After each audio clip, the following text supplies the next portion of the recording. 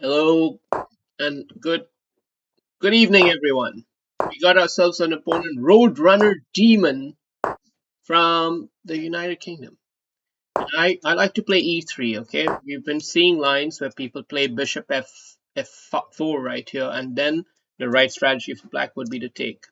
But this is the more professional way to play, a bit more closed. Don't stick your neck out, buddy.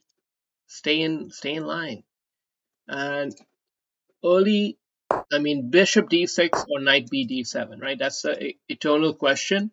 And knight b d7 is the slightly more precise, I believe, answer. Because he played bishop d6 first, I'm playing the e4 pawn break prior to castling. Yeah, it's deep. It's deep, bro. Because the point is that he spent a move here, and if he wanted to check me, he'd have to spend another move. So that's the only reason why knight b d7 is better to play sooner than bishop d6.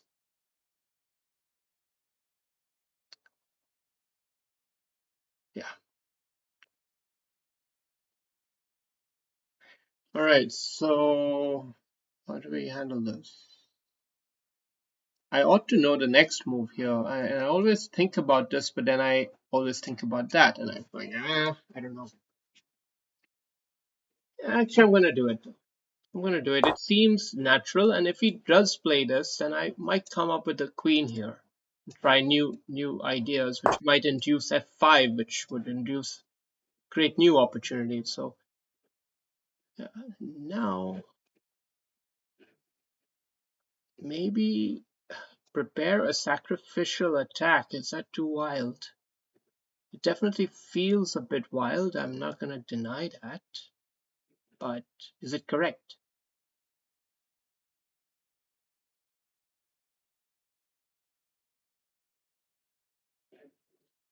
It's the general idea I had anyway. So I'm going to do it.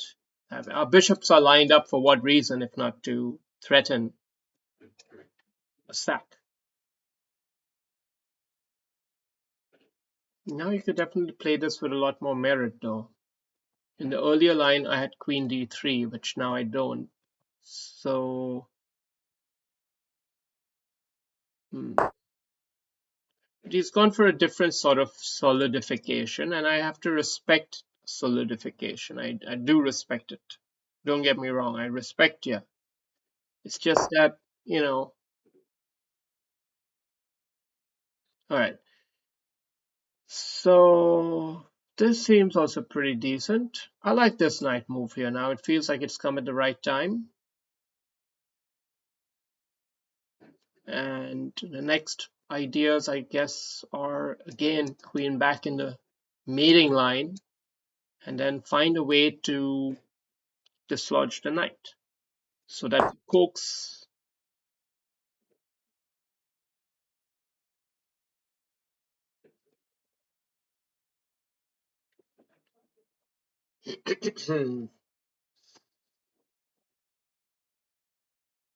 Yeah, I guess we just continue with that idea.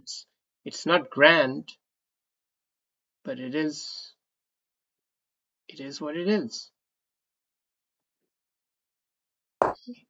Here we're really lining up with some dangerous stuff now. This has gotten out of hand. He should take his time on this move because it's an important one. But what can he do really? What should he do? I think this is the safest looking move. Feels like the correct way to play it, but at the same time it also feels wobbly. Definitely feels wobbly too.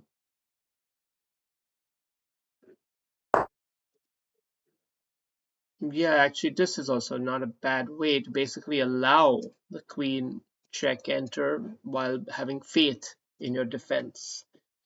So I actually think that's the correct move from him, and I'm going to not go all out for this because I can see he's gonna get away. He's gonna get away. So uh, I'm not going to sacrifice a piece for it. Let's just put it that way. Of course, if he moves his knight now, I would happily come in for a check, but yeah, I'm not counting on that.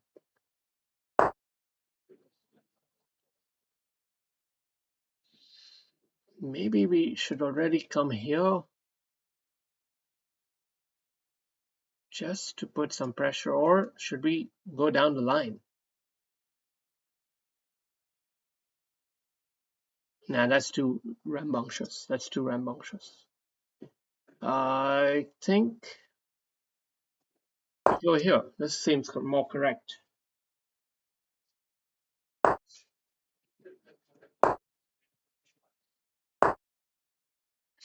Okay, he's got an answer for everything, doesn't he?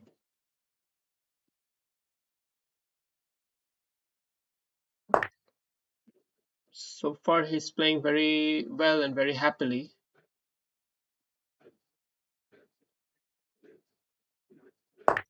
He wants us to take here so his knight can come in with a fork.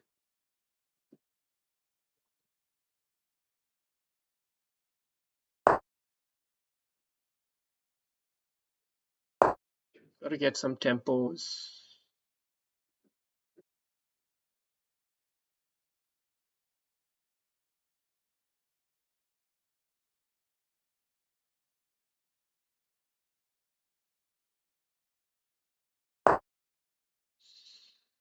Okay, let's think now. Let's think a second here.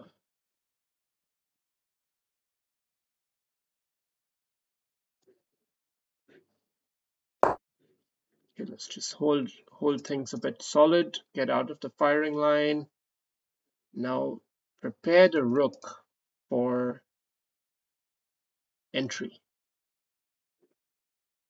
Knight hop here is also interesting under right circumstances. Rook sack. Is there something like that on here? Queen check after. The other rook's got to be ready.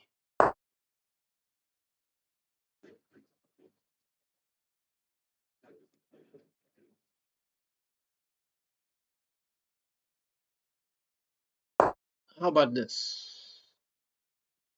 Just to get the guns pointed in the right direction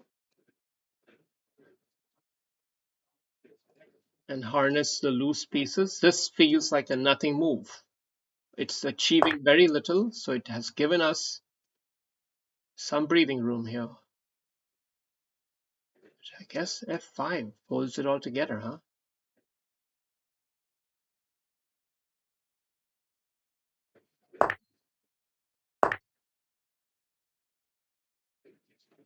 Oh, snap. I fucked up.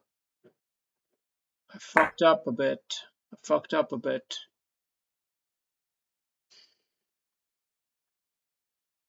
He had the bishop skewer here. He's still trying to harness that skewer, but we'll switch now to mating threats. Get out of the way. This is a serious mating threat. There's no escape from here. Remember that. He's still up materially, but maybe not for long, because, well, it's a really dire position all of a sudden.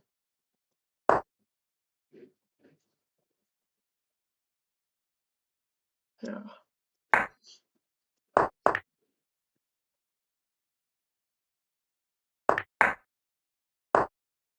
Now it doesn't lose. That's all we needed, is that it didn't lose. Okay, he still has one last shot left in the tank, but let's distract him with check.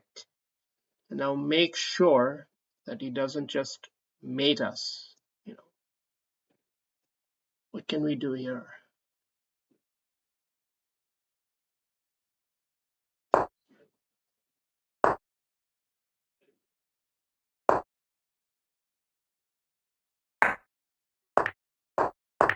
Yeah, this is fine. That was a bit too much. All right, good game. All in all, very strong play for a while there. I don't remember how it really went. Let's have a look.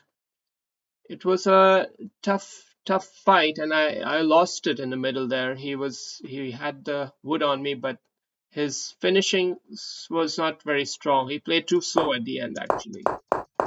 He was not a fast enough player for this format, it seems.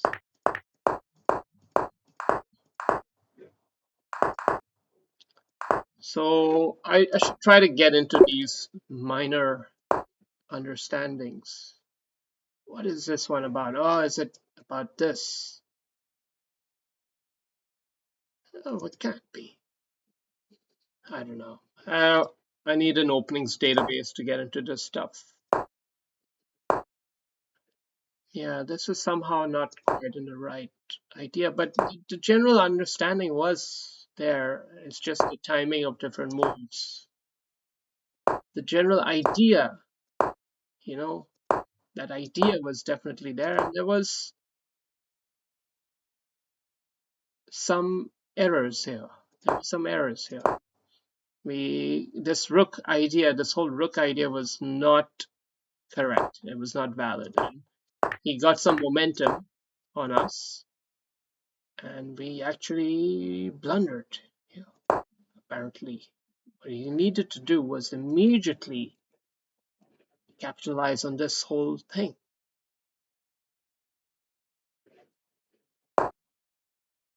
We got out of the way, and now we thought it's time to strike, but I was wrong. What we needed to do first is the preparatory move because of this whole pin.